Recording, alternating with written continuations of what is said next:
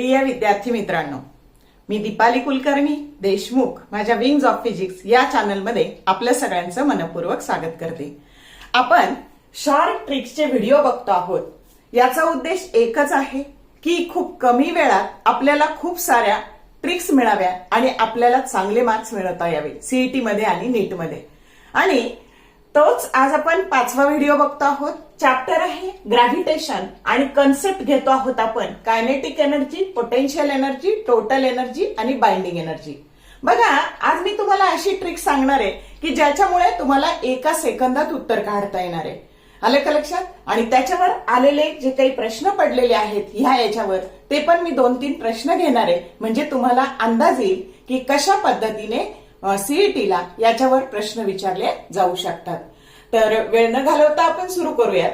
तर आपल्याला माहितीये की ही अर्थ आहे, तिची रेडियस r आहे आणि h इतक्या हाईटवर तिच्या भोवती सॅटेलाइट फिरतो आहे आणि हे r प्लस h म्हणजे small r, this is the radius of that orbit. मग आता ज्यावेळेस हा सॅटेलाइट फिरतो त्यावेळेस त्याला कायनेटिक एनर्जी असते, पोटेन्शियल एनर्जी असते, त्याला बाइंडिंग एनर्जी असते आणि टोटल एनर्जी सुद्धा असते. मग याचे फॉर्म्युले कसे लक्षात ठेवायचे? तर बघा, मी अगदी सोप्या पद्धतीने तुम्हाला फॉर्म्युले लक्षात ठेवायला शिकवणार आहे. तर कसे लक्षात ठेवायचे? तर इथे लिहायची कायनेटिक एनर्जी, इथे लिहायची पोटेन्शियल एनर्जी, इथे लिहायची टोटल एनर्जी आणि इथे लिहायची बाइंडिंग एनर्जी. आता इथे सगळ्याच्या पुढे GMM divided by R plus H असं लिहून टाकायचं. बघा, GMM divided by R plus H सगळ्या ठिकाणी लिहायचं. GMM divided by R plus H, GMM divided by R plus H. आता मी काय सांगते ते नीट ऐका काळजीपूर्वक. तर kinetic energy and binding energy that is always a positive, ही नेहमी पॉझिटिव्ह असते. म्हणून याच्या पुढे आणि याच्या पुढे पॉझिटिव्ह साईन देऊन टाकायचं.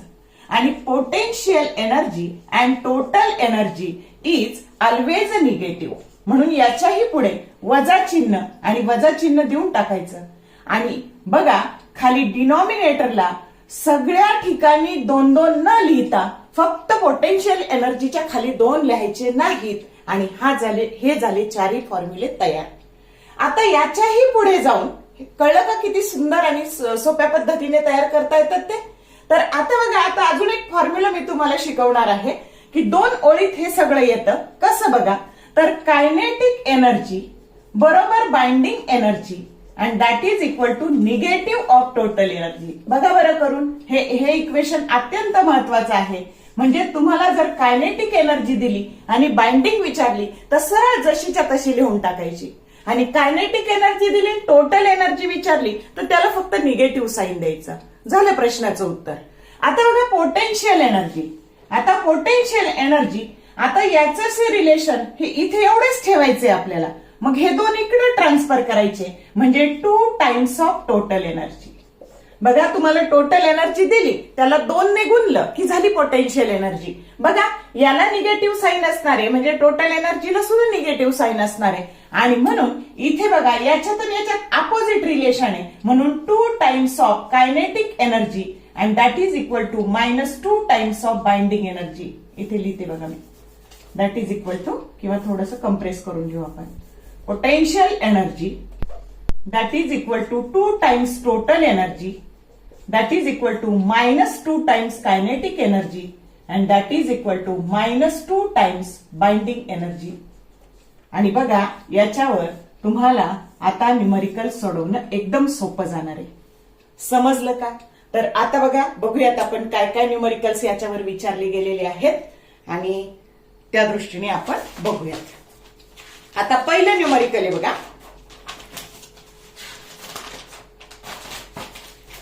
Binding energy of A revolving satellite at A height h is. बघा काय दिलंय तुम्हाला, तर बघा इथं बाइंडिंग एनर्जी दिली आहे.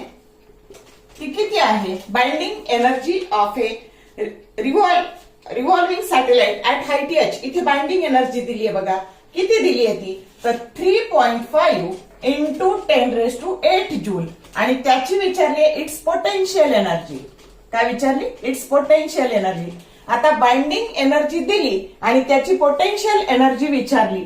मग आता बघा, बाइंडिंग एनर्जी दिली, पोटेन्शियल एनर्जी विचारली, तर आपल्याला त्याला 2 ने डिव्हाइड. तर आता आपला फॉर्म्युला काय झाला मग?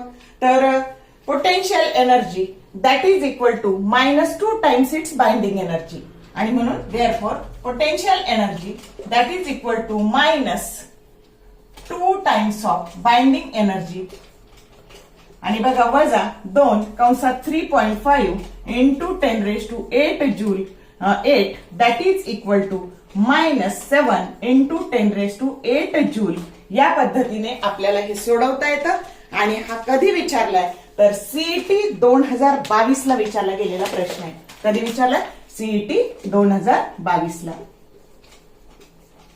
समजलं का? म्हणजे एकाच सेकंदात आपल्याला हा फॉर्म्युला पाठ असेल तर उत्तर काढता आलं की नाही. पुढचा प्रश्न आहे बघा. The total energy of an artificial satellite moving in a circular orbit at some height around the earth is E0. Its potential energy is. आता टोटल एनर्जी दिली आहे आणि पोटेन्शियल एनर्जी विचारली आहे बघा. तर आपला ऑप्शन आहे A that is equal to -E0, B आहे E0, सी आहे -2E0 आणि डी आहे 2E0. मग आता इथे बघा, टोटल एनर्जी जी दिली आहे आपल्याला, तर ती टोटल एनर्जी E0 दिली आहे. आपल्या फॉर्म्युल्यात आपला फॉर्म्युला काय? Potential energy that is equal to 2 times total energy. मग जशीच्या तशी टाकून द्यायची आपण. आणि म्हणून तुमचं उत्तर झालं की potential energy that is equal to 2 into E0, की जो करेक्ट ऑप्शन काय आहे आपला? डी आहे. तर या पद्धतीने आपल्याला सोडवायचं. सीईटी 2022 ला विचारलेला प्रश्न आहे हा. पुढचा प्रश्न आहे बघा. The binding energy of a satellite of mass small m in a orbit of radius small r is, and capital R is the radius of the earth and g is the acceleration due to gravity. Option A, mgr square by r, B, mgr square by 2r, C, -mgr square by r and D, -mgr square by 2r. आता इथं जर logic लावायचं झालं ना बाळांनो, तर तुम्हाला माहितीये की बाइंडिंग एनर्जी पॉझिटिव्ह असते आणि खाली 2r असतं. म्हणजे काही न करता उत्तर तुमचं बी येणार आहे.